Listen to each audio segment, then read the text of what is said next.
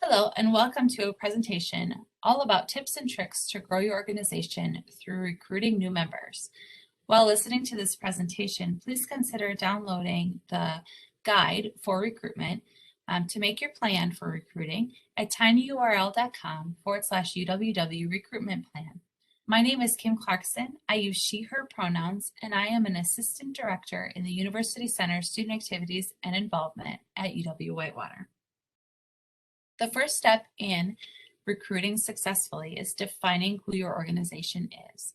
Before you go out and recruit new members, you need to be able to know your mission and your values. So what purpose does your organization serve at UW-Whitewater? What sets you apart from other similar organizations? What does a member gain by joining the organization? And what does a successful member look like? What kind of time commitment is needed? How often do you meet? What kind of work outside of the organization's meetings is required, and so forth?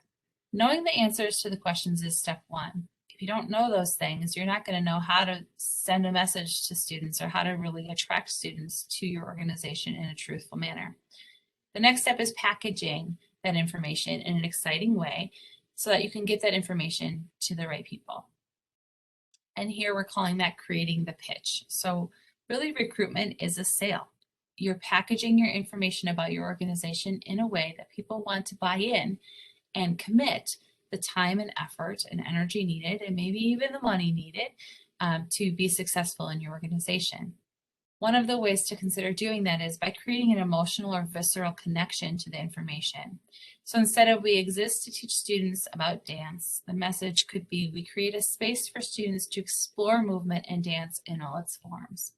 When you are creating a pitch for your organization, we need to focus on the benefit to the member.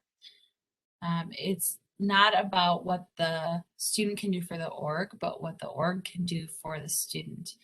One of the best ways to find out what those things are and to find a variety of reasons that people benefit from joining your organization is to ask your current and former members. Don't assume that everyone gets the same out of their experience as you do, but really take the time to ask some different people and get some different perspectives. It's going to help sell your organization to a variety of potential members. That pitch needs to be clear, easy to understand, no acronyms, nothing that would be confusing to a potential member or leaving them feeling left out. Concise, short, and to the point so that you have the time to get it out as they're walking past your table. Accurate, truth in advertising is really critical, and interesting or exciting. The next step is finding your audience. So you know what your mission and values are, and you have your message narrowed down into a clear and concise and accurate way.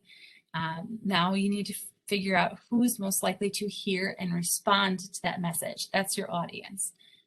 So you narrow your search enough to target people who would likely be interested in joining, but not so much that you leave potential members out. And this takes some thought. Who's likely to want to join your group? Maybe it's a certain major or minor, a gender, a year in school. Maybe it's more focused on undergraduate or graduate students. Maybe it's for a particular or about a particular ethnicity or culture. Maybe it's service-oriented. Maybe it's more for social butterflies or more for the introverts of the world. Maybe it's focused on-campus students or first-generation students. So think about how you can maybe narrow your student search down a little bit so that you can go after the people that are most likely to want to join.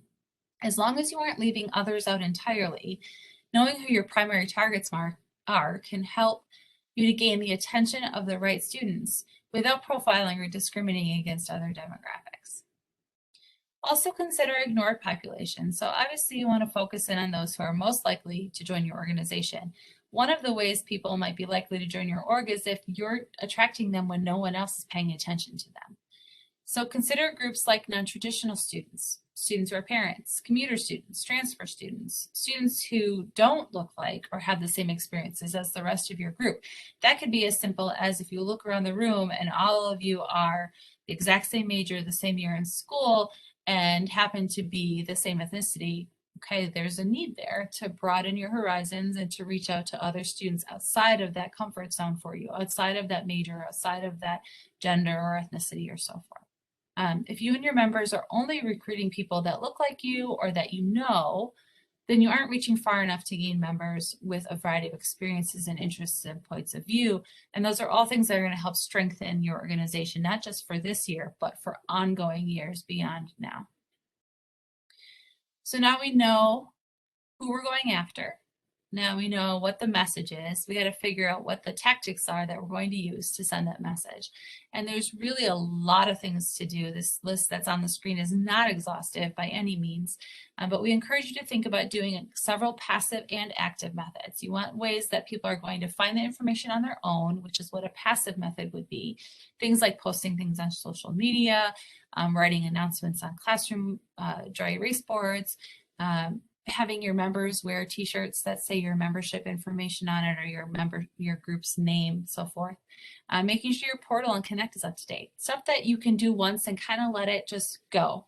Active methods are going to be much more intentional, more time intensive, but also tend to have a higher return on your investment of time and effort. So that could be tabling in the University Center or in other buildings, participating in campus events that are open to the campus as a whole, making announcements at other groups' meetings, collaborating with other organizations on events or meetings, sharing your talents. If you're part of the tap dancing club, then where are you tap dancing other than in the dance studio? Make sure that people know you exist. Consider bring a friend incentives. So if every member of your organization brings somebody from a class or somebody that's never been to a meeting before, that doubles your membership, at least for that meeting, and gives you a chance to entice people to want to stick around. Think about interactive ways to use social media. And then also class announcements, really simple way to get some more active face time with people in classrooms and other activities. A couple of things about using social media. So the first thing is to remember that not all of your potential members are here. If you only use social media, you're leaving a large population of students out that aren't connecting with you. Not only because they may not use social media, but even more so because your social media is fixed in so many ways to limit who can see your information, and really targeted to people who you already follow or who already follow you.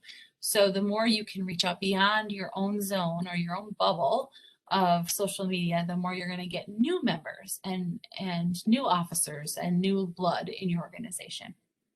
If you are using social media, a couple of things to consider. First, use quality images, provide some consistency with those images. So maybe it's putting them all with the same frame or using the same font all the time, or a similar logo, formatting them consistently. Help people see who you are because the consistency helps you stand out. Carousels are a really great way to get a lot of information to students without overwhelming with a single image with lots of text and info. So carousels are simply a set of images that people can click through that allow you to spread out the information and add a lot of fun elements, including pictures and quotes from people and things like that. Carousels and any of the ideas mentioned about your quality images can all be done in Canva, which is a great free application that you can download from the internet. Share what's happening in your organization's events and meetings and in your members' lives. Personalize everything about your organization because that's going to make people want to see themselves as part of your group.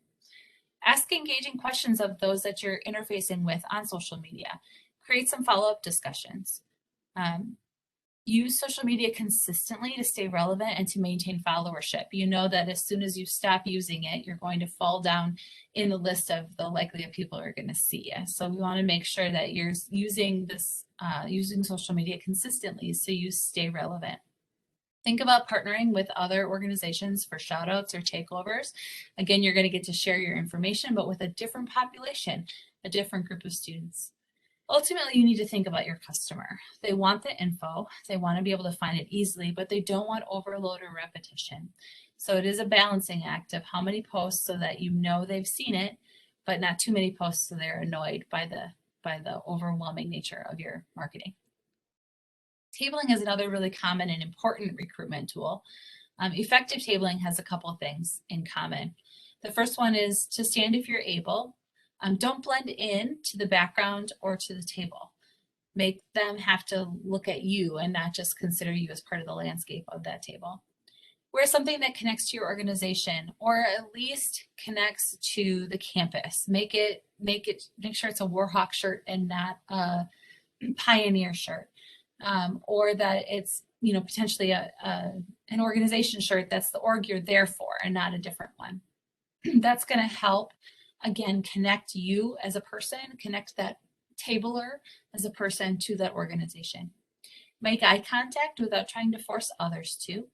Start the conversation with an engaging question. Come up with a couple questions in advance, especially if you have people that are a little more nervous about tabling. So what are some questions that are going to help people engage and actually have to stop and think about a response, because that's going to help get you in there to have the further conversation about joining your group. Provide visuals that share your group's story. Have a game or a giveaway, something to do while you pitch your organization.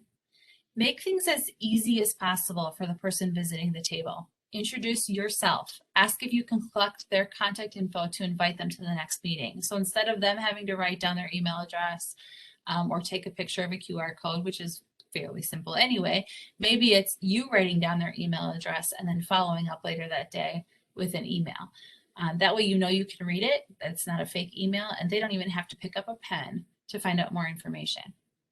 And then the last piece is choosing people to work your table that can, at least for the time at the table, be an extrovert. They need to be comfortable working with strangers, right? Because it's people as they walk past the table. If you're going to put somebody there just to be a body, it's pretty much a wasted effort. Because students and people in general will look past. If they don't have to stop, they aren't going to. So you need to have people who are willing to step out of their comfort zone with practice and with preparation to be able to sell or pitch your organization. So then it's getting them to show. And one of the ways to consider getting people to show to your meetings and then come back again is to consider the barriers that they may have, and then making your meetings and events as accessible as possible. One of those things is hosting in hybrid form. So both in-person and virtual formats at the same time will allow students, regardless of whether they have kids at home or can't go outside because it's cold, or have limited access to a vehicle, or fill in the blank, whatever those limits might be, have the ability to participate virtually, as well as those who want to be in person and who want to be face-to-face. There are a couple cues or things that will help with the success of that, but it's the best way to open your organization to a wide variety of students with different experiences and backgrounds. A second accessibility issue to consider is whether you have dues, and whether those dues make your organization too expensive for students to join. Is it a manageable amount? Is there a way that you can have a lesser amount that would allow more people to join? Make certain that you offer accommodations when possible. Remember that Student Activities and Involvement has an account called the ADA account, where we can help offset costs for interpreters or wheelchair access vehicles, things like that, for student org events. You just have to contact our office, and our contact info is on the last page of this slide, of this presentation. Consider creating a welcoming team, a welcome team, or maybe it's even a position on your board that's going to help welcome people to your meetings and events. Bring those hesitant people into the event or meeting, help them feel involved and welcome. Maybe that person, in addition to welcoming people as they enter, also plans an icebreaker for each of your meetings. So something that helps people engage, get to know others, and want to come back. And then last piece here is, if you have those hybrid format events, which we highly encourage, please consider having a facilitator for the hybrid setting, so that you have your presenter, whoever's running the meeting, is in person or virtual, and then someone else is managing the other one, so that if the presenter is in person, you've got someone that is helping the online individuals still feel connected and involved in the conversation, or vice versa. A couple other barriers to consider. People don't like to show up when they don't know what's going to happen. So create an agenda, make it public prior to the meeting. Let people know what they're going to be asked to do or what they're going to be a part of. You're going to increase the likelihood that people will volunteer if they know in advance what they might be asked to do.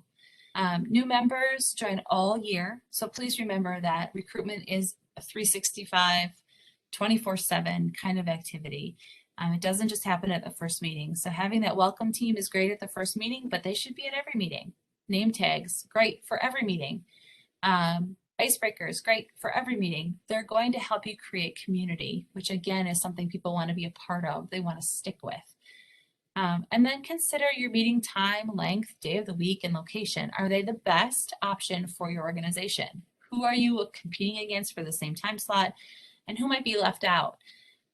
If you are trying to get junior and senior education majors, you're not going to want to plan something that happens at 2 in the afternoon. They're all going to be student teaching or in their practicum during that time. So thinking about who might be left out, that would be an important demographic for your organization. Do it together. This is ultimately the most important piece. Recruitment is not just the recruitment chair's job. It is every member's job. Representing your organization well while you're in class, while you're at activities, everywhere you are on campus and beyond matters because it is a form of recruitment.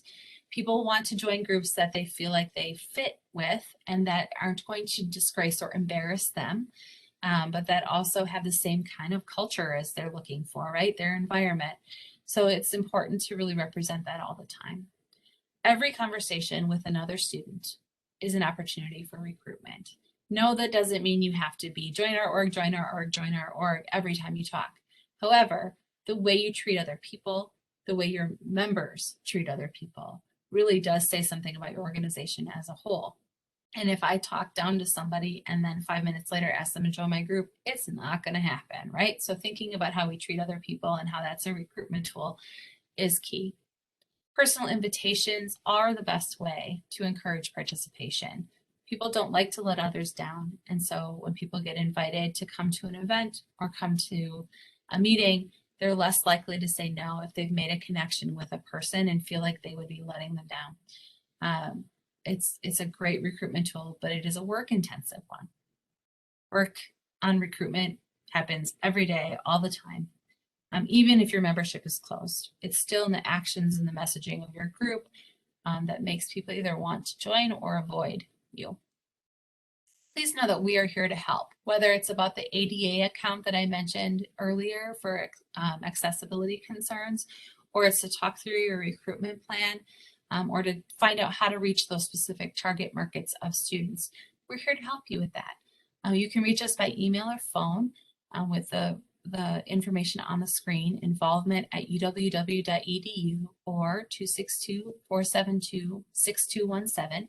You can schedule a one-on-one appointment directly using the phone number 262-472-1471, or you can come visit us in the Rock Connection Center, which is in the University Center, room 128.